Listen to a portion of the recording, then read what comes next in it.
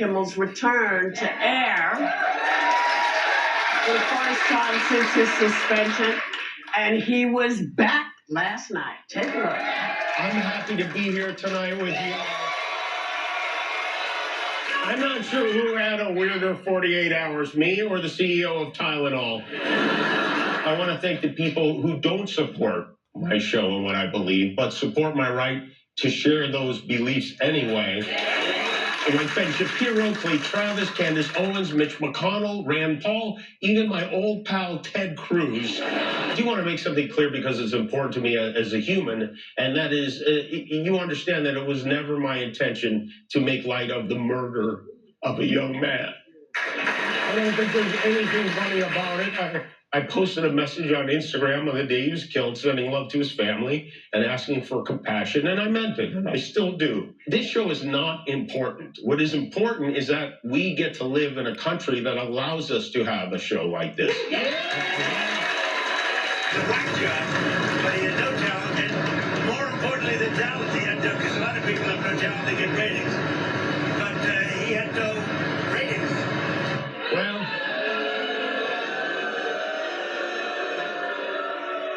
I do tonight.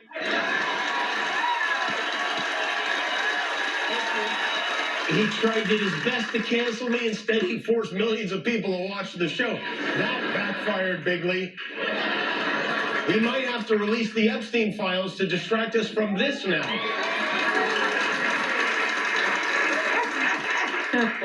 So how'd you think he did? He hit everything perfectly. I think he touched on the most important parts, like the protection of freedom of speech, but he also so emotionally recognized that his intention was never to mock a murder. And I think that's where comedians are unique. You really have to think about the person you're criticizing, because oftentimes comedians are here to remind us that we need to hold governments accountable. We need to be able to equal opportunity offenders. We're trying to make people laugh. He was so clear on that. But I love that he really took time to say, thank you to those people who disagree with me, because they deserve credit for speaking up in a moment that it was so crucial. You know, I also, oh no, go ahead.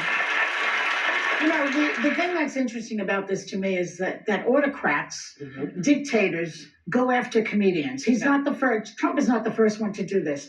Putin, for example, his first actions when he took power was to take over a TV network that aired a comedy show that mocked him with puppets. In Iran, they've done the same, something similar.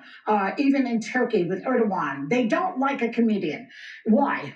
Because comedians tell the truth, make you laugh, and it resonates with you. Yeah. And they do not like that. So, you know, it's interesting because they call themselves strong men, but they actually are very weak men. Because they can't take a joke. You know, throughout history, presidents have been mocked in this country, and it's always been a great thing about this country. I remember, I'm old enough to remember when the Smothers Brothers were taken off the air also because they upset Nixon. That was a big deal. And we got remember past that Lyndon Johnson wrote them and said, that's not okay. The people coming after you because of what you think is un-American. That's right. I mean, it's... And you know, JFK was mocked by Vaughn Meader, Yeah. And Nixon again was mocked. Even Ronald Reagan. I was on a show, Steve Allen show, and there was this guy Rich Little who used to make fun of Reagan, and Reagan thought it was funny because he had a sense of humor, and so they're very threatened by people who are funny, and they will always first go after the comedians, and that's very important for you to watch out for. Yeah. What I loved was that Jimmy Kimmel made this bigger than himself. That line was key to me. The show is not important. What is important is that we live in a country that allows us to have a show like this. Yeah. He talked about his staff of 200 people multiple times, fellow late night hosts who've come under threat. He talked about these damning reports that the Pentagon is cracking down on free speech. He's talking about something so much bigger than this particular drama. And I thought that was big of him to realize that he's a symbol of a struggle that's going on, but speak to the broader moment. And then I loved him shouting out those people who disagreed with him. Joe Rogan was extremely powerful on this yesterday. I recommend if people get a chance just to listen to it. But Ben Shapiro, Clay Travis, people who are not fans necessarily of Kimmel's, but they get that the way that you counter speech you don't like is with more speech. That's the whole essence of the First Amendment. Ted Cruz knows, and what's his name, Tucker Carlson, they know that this will come back on them. Well, and At some point, they will be censored. That should be the thought, and I think that is the thought. I think this brought attention to the fact that the First Amendment Amendment is freedom of the press, freedom of speech, and it's the First Amendment for a reason, because I think our founding fathers thought it was one of the most important things that makes us American, right? That makes us this country, this wonderful country.